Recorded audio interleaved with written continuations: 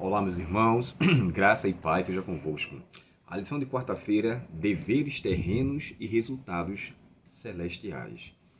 Dois pontos que merecem consideração. Primeiro, os herodianos, que eram do partido de Herodes, eles chegaram a Jesus mais uma vez com uma intenção maliciosa de querer prejudicá-lo, corrompê-lo e ter algo de que acusar. Eles chegam para Jesus e falam assim: é lícito pagar tributo a César? Lembra, irmãos, que o mesmo questionamento aconteceu com Cristo em outros momentos. Perguntas que serão feitas com o propósito não de aprender, mas querer encurralar. Essa mulher foi pega em adultério e pela lei Moisés disse: o que é que deve fazer com ela? Aí Jesus vai até ela, não responde nada, eles insistem. Aí ele fala assim: aquele que não vê pecado, atire a primeira pedra. Ou atire a primeira pedra. Uma afirmação ou uma pergunta. E aí? Ninguém fez nada. Olharam que a sua condição estava pior do que aquela mulher, ao Jesus escrever no chão os pecados de cada um deles ali. Porém, quando a gente chega aqui nesse assunto, é lícito pagar tributo a César? Jesus então olha para essa situação e me mostra uma moeda. Aí eles pegam a moeda. De quem é esse rosto que está aqui? O rosto na moeda, ou a impressão, demonstrava quem de fato era o proprietário. Se o rosto era de César, logo que eu tinha que dar a César. E por que eles fizeram isso? Se Jesus dissesse que não era para pagar imposto, Roma então pegaria e o acusaria de ser um instigador de um grupo de pessoas ladrões que não iam pagar os seus impostos. Se ele tivesse dito que não era para pagar o imposto, seria a favor dos judeus, mas contra os romanos. Se ele por acaso dissesse que deveria pagar imposto, então ele se rebelaria contra o povo judeu. Jesus fez uma pergunta, eles responderam e guardaram silêncio. Esses foram os herodianos. Os saduceus agora entram na história. E levando em consideração, irmãos, que essa pergunta de Cristo aqui nos faz entender que todos nós devemos cumprir nossos deveres de cidadão nesse mundo. O imposto aqui é muito alto. De fato, o imposto aqui em nosso país é muito alto. Mas temos que pagar. Isso não nos deixa, não nos dá licença para não pagarmos. Porque o valor é muito alto, todos nós estamos aqui e como cidadãos dessa terra, e especificamente do céu, devemos cumprir nossos deveres diante da sociedade, diante das leis que regem nosso país.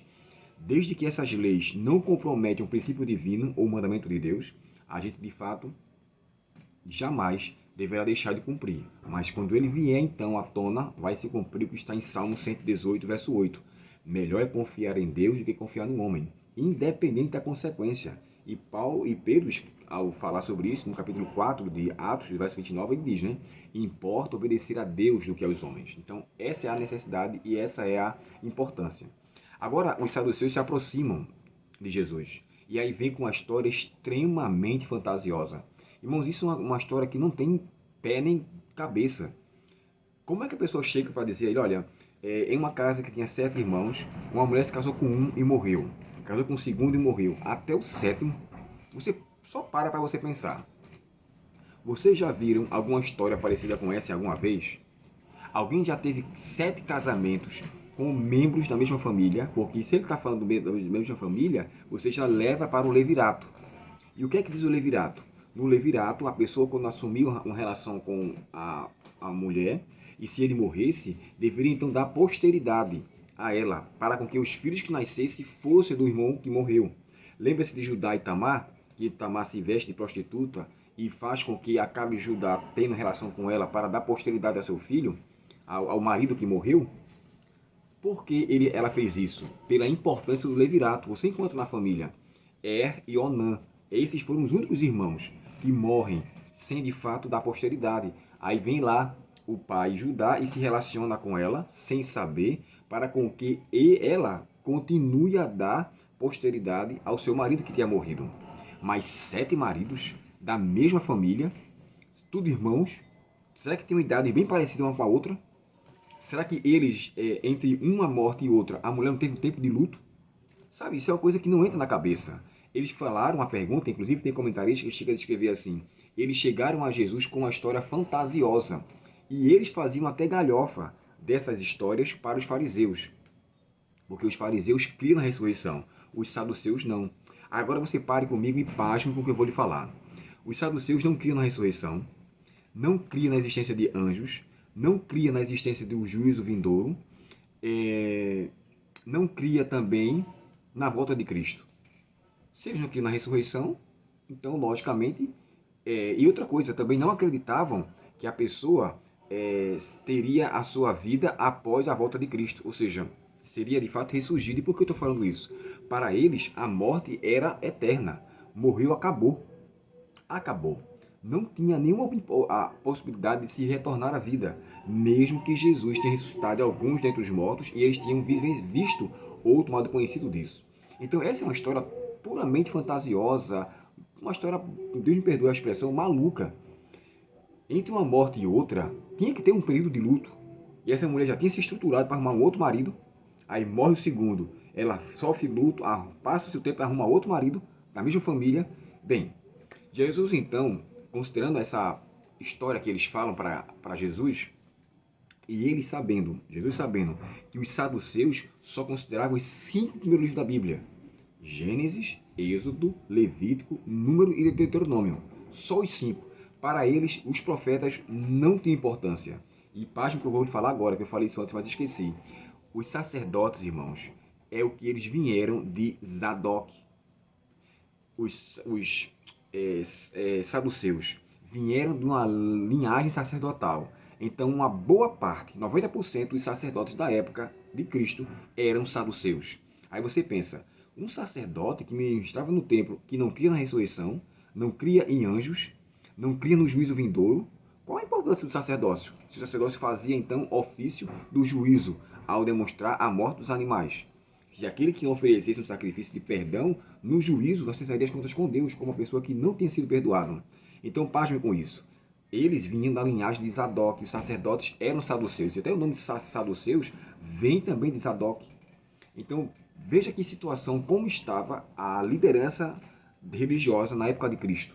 E ela era não só uma liderança religiosa, como política também, os saduceus. Eles tinham confronto tanto com os herodianos quanto com os fariseus. Mas quando era algo para referir-se a Cristo, os fariseus e os saduceus se juntaram. Mas aí vem a pergunta que eles fazem a Jesus. Vocês erram, não conhecendo as Escrituras. Erram mesmo, porque essa interpretação que vocês estão dando do levirato está errada. Porque no céu não vai haver procriação. Quando ele fala assim, nem se casa, nem estão em casamento, ele estava continuando o que eles tinham dito. O que vocês que estão querendo dizer que o levirato vai de fato permanecer, que alguém vai gerar, não vai haver procriação no céu. Serão como os anjos. Aí ele fala mais uma vez, enfatizando a ressurreição, mostrando a existência dos anjos, comparando com os seres humanos, porque os anjos não são procriadores, os anjos não geram seres, eles foram criados, de acordo com Hebreus, capítulo 1, são seres ministradores, os quais Deus, espíritos ministradores, do qual Deus criou para auxiliar na vida humana. Então, o que é que eu entendo aqui? Jesus enfatiza a ressurreição, enfatiza o erro de crença da parte deles, enfatiza a existência de anjos e volta a mostrar da ressurreição mais uma vez. Quando no verso 28 ele fala assim, você lembra de Moisés quando estava na sarça ardente? E Deus chega para ele e fala assim, eu sou o Deus de Abraão, Isaac e Jacó. E por que ele fala eu sou e não eu fui? Aí em seguida Jesus fala assim, Deus é o Deus de vivos e não de mortos. Porque para Deus, os que morreram em Cristo é como se fossem ressuscitados, como se estivessem vivos. É só uma questão de tempo. Quando Cristo voltar e ressurgir todos eles voltarão a viver. É tanto que em Hebreus 11, verso 10, o próprio Paulo, descrevendo aquele texto, ele fala assim, Abraão espera a cidade do qual o artífice é Deus. E por que ele espera? Ele está morto? Está morto. Mas a sua esperança enquanto vivo, ele manteve-se. Aqui está a perseverança dos santos. O próprio texto de Apocalipse, capítulo 13, fala assim, bem-aventurados que dormem no Senhor, diz o Espírito, para que descansem de suas fadigas e suas obras. Felizes aqueles que descansam em Deus, porque neles serão ressuscitados. Então, com essa expressão, Jesus responde, enfatiza mais uma vez a ressurreição. E ele conclui dizendo assim, vocês erram muito por não compreenderem, vocês estão completamente enganados. Não conhecem nada sobre as Escrituras. E é interessante que Jesus cita um texto de Êxodo, né? Que eles acreditavam que era a única parte da Bíblia que deveria ser considerado. Êxodo capítulo 3, quando ele fala de Moisés ali. Então Jesus, em sua resposta espetacular, enfatiza isso. Agora, me permita aqui abrir um parêntese. Nós acreditamos, irmãos, que na volta de Cristo não haverá de fato procriação e nem casamento lá. Mais uma coisa eu quero deixar claro. Eu vou deixar aqui um texto para vocês. As famílias que uma vez foram instituídas, de acordo com o livro Mensagens Escolhidas, elas permanecerão lá. Elas serão mantidas. Eu vou deixar aqui um texto para vocês e vocês irão ver em relação a isso. Tá bom? Leiam o texto com calma, vejam a fonte Mensagens Escolhidas, volume 2, na página 263. E se tiver esse livro e puderem ler do capítulo, leia o capítulo lá, Os que Choram. Tudo lá é falado sobre essa questão aqui. Mas nesse ponto em especial, Jesus estava mostrando que os deveres terrenos deveriam ser cumpridos para que os resultados celestes pudessem ser de fato manifestos na vida daqueles que foram fiéis a Deus com os seus compromissos aqui. Façamos uso da nossa cidadania, façamos uso do nosso aprendizado com a palavra de Deus, porque ela não só nos fortalecerá contra os enganos do inimigo, mas nos deixará esperançosos para com a breve volta de Cristo Jesus. Deus, portanto, nos abençoe e nos conceda a bênção de sua presença desde agora e para sempre. Oremos ao Senhor. Querido Pai Celestial, obrigado pela tua palavra e pelo teu santo e bom Espírito, ó Deus. Obrigado pela esperança da ressurreição. Nos ajuda a crermos nela e permitir com que ela fale ao nosso coração sem nenhuma deturpação humana. Perdoa nossas faltas e guarda a nossa vida, Senhor. Te pedimos em nome de Jesus. Amém. Deus te abençoe, um ótimo dia em sua presença e até o próximo estudo, se Deus quiser. Até logo.